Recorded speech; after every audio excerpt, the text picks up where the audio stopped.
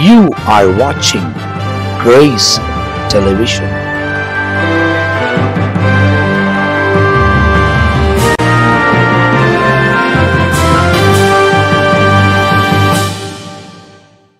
ஆண்டவரும் அருமை ரட்சகரமாக இருக்கிற இயேசு கிறிஸ்துவின் நாமத்தில் இந்த நல்ல காலை நேரத்தில் அன்பின் வாழ்த்துக்கள். ஆண்டவராகிய தேவன் நம்மை தொடர்ந்து ஆசீர்வதித்து நடத்துகிற தேவனாக இருக்கிறார். ஒரு குறிப்பிட்ட பகுதியை வேதத்திலிருந்து நம்ம வாசித்து ஜெபிக்க போகிறோம். அதற்கு முன்பதாக கண்களை மூடி ஆண்டவர் நோக்கி பார்க்கலாம். பரலோகத்தின் ஆண்டவரே, இந்த நல்ல காலை நேரத்துக்காக நன்றி. இயேசுவோட பேசுகின்ற நிகழ்ச்சியை ஆண்டவரே இன்றைக்கு கர்த்தாவே ஸ்தோத்திரம். இந்த பிள்ளைகளுக்கு ஆண்டவரே இந்த வசனத்தை இந்த நிகழ்ச்சியின் மூலமாக பகிர அன்னை தந்த தயவுகளுக்கு ஸ்தோத்திரம். இதை பார்க்கிற கவனிக்கிற இந்த பிள்ளைங்கள் எல்லாரையும் கர்த்தனை ஆசீர்வதிங்கப்பா. சமாதானத்தின் காரம் தாங்கட்டும். இயேசு கிறிஸ்து நாமத்தில் ஜெபிக்கிறோம் நல்ல பிதாவே. 34வது சங்கீதம் 19வது வசனத்தில் ரொம்ப அழகாக ஒரு காரியத்தை கர்த்தர் நமக்கு வெளிப்படுத்தி இருக்கிறார். பாருங்கள், 34வது சங்கீதம் என்பது ரொம்ப ஆசீர்வாதமான ஒரு சங்கீதம். தாவீது எழுதப்பட்டு இருக்கிற ஒரு காரியம் என்னென்னா, கர்த்தரை மகிமைப்படுத்தி அந்த வார்த்தைங்களை அவன் கர்த்தருக்கு புகழ்ந்து எழுதியிருப்பார்.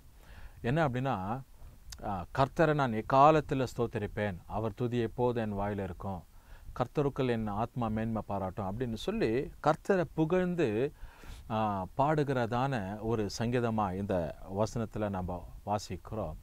அதே சங்கீதத்தில் 19வது வசனத்தில் இப்படி எழுதியிருக்கிறார். பாருங்க, தாவீது ராஜா என்ன அப்படின்னா, ஆண்டுடைய வார்த்தைக்கு சொல்லப்படுகிறது, நீதிமான்களுக்கு வரும் துன்பங்கள் அநேகமாக இருக்கும், கர்த்தரோ அவைகள் எல்லாவற்றிலும் நின்று அவர்களை விடுவிப்பார். ரொம்ப அழகான ஒரு வார்த்தை. நீதிமானுக்கு தேவனுக்கு உண்மையாக இருக்கணும், கர்த்தருக்கு பிரியமாய் நடந்திருக்கணும் அப்படின்னு சொல்லி யோசிக்கும்போது வருகிற துன்பம் நம்ம அநேகம் இருக்கிறது. அவங்களுக்கு வர பிரச்சனை போராட்டம் அநேகமாக இருக்கும். பாருங்க, சில நேரத்தில் சாதாரணமாக வாழ்க்கையை வாழ்ந்து கொண்டு இருப்பாங்க, ஆனாலும் ஊழியமும் செய்து கொண்டு இருப்பாங்க, கர்த்தருக்கு பிரியமான வாழ்க்கையில் நடக்கணும்னு சொல்லி யோசித்து இருக்குவாங்க. அவங்க வாழ்க்கையில் எந்த தடுமாற்றம் தத்தளிப்பு இப்படி போல் இருக்கவே இருக்காது. உலக காரியமாகவும் இருப்பாங்க, தேவனுக்குள்ளே இருக்கிறதான ஒரு சூழ்நிலையாகவே இருக்கும்.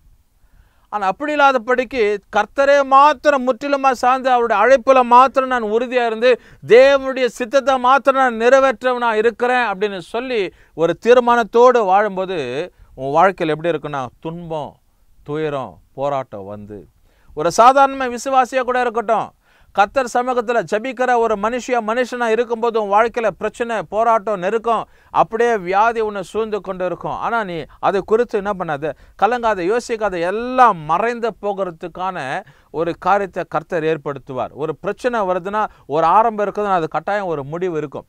ஒரு பிரச்சனை உன் வாழ்க்கையில் உருவாகுதுன்னா கர்த்தர் அதை சீக்கிரமாக நீக்கி போடுவார்ன்றதான ஒரு அடையாளம் உண்டு.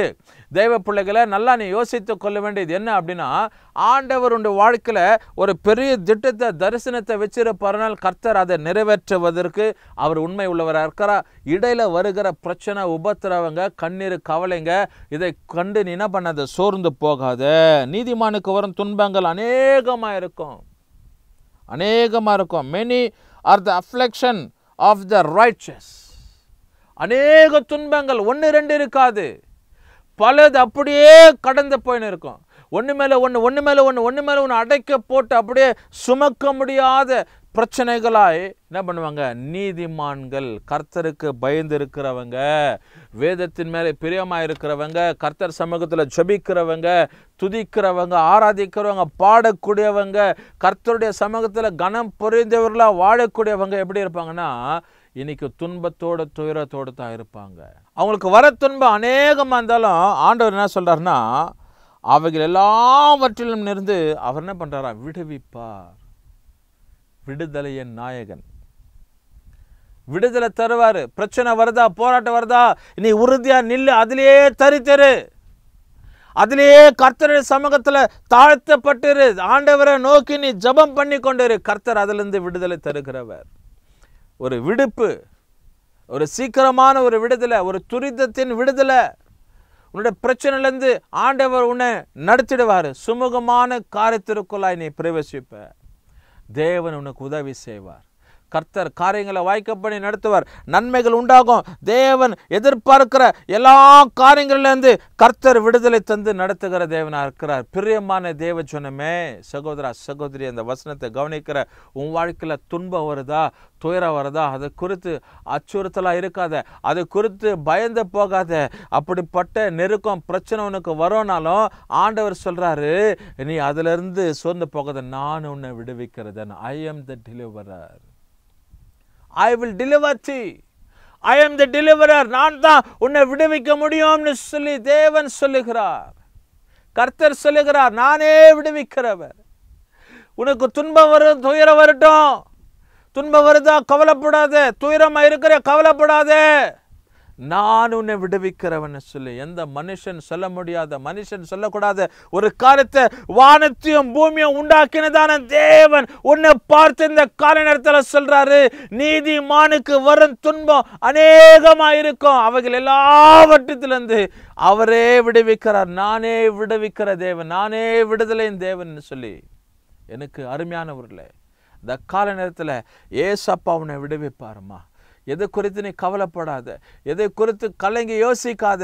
கர்த்தர் உனக்கு விடுதலையின் தேவனாய், கர்த்தர் உன்னை பிரச்சனையிலிருந்து விடுதலை தருகிறவர், உன் நெருக்கத்திலிருந்து விடுதலை தருகிறார். உன் போராட்ட தவிப்பிலிருந்து கர்த்தர் உனக்கு விடுதலை தந்து உன்னை உயர்த்தி நடத்துவர். அநேகர் உன்னை குறித்து பிரமித்து அநேகர் வியத்து போகிற அளவுக்கு கர்த்தராகிய தேவனுடைய காரியங்களை உயர்த்தி வாய்க்க பண்ணுவார்.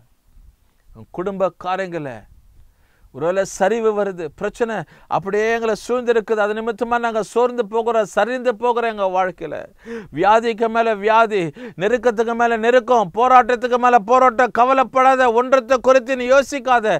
தேவனாகிய கர்த்தர் உன்னுடைய வாழ்க்கையில் ஆண்டவராகிய தேவன் பெரிய விடுதலை தருகிறவராக இருக்கிறார்.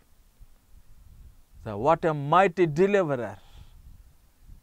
The God is there to deliver you from every types of clutches, from every types of problems, whatever you are facing in your life. உன்னுடைய வாழ்க்கையில் நீ கடந்து போகிற, சந்திக்கிற எல்லா பிரச்சனையிலிருந்து ஆண்டவராகிய தேவன் உன்னை விடுதலை கொடுத்து சமாதானத்துக்குள்ள நடத்துகிறவராக இருக்கிறார்.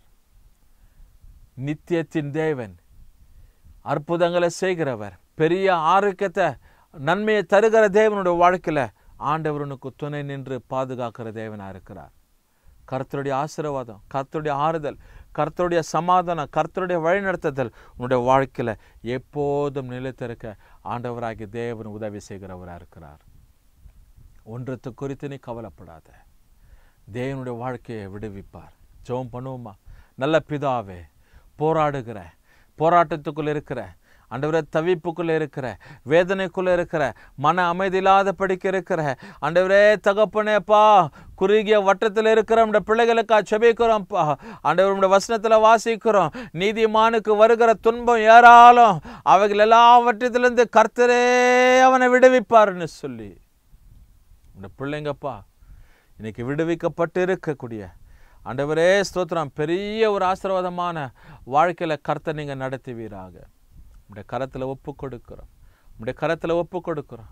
நீரே பொறுப்பெடுத்துக் கொள்ளுங்க, வழி நடத்துவீராக, ஆசீர்வதிப்பீராக. துதி கன மகிமம் கொருவருக்கு எடுக்கிறோம். இயேசு கிறிஸ்துவின் நாமத்தில் ஜெபிக்கிற நல்ல பிதாவே, ஆமென். கர்த்தர் உங்களை ஆசீர்வதிப்பார்.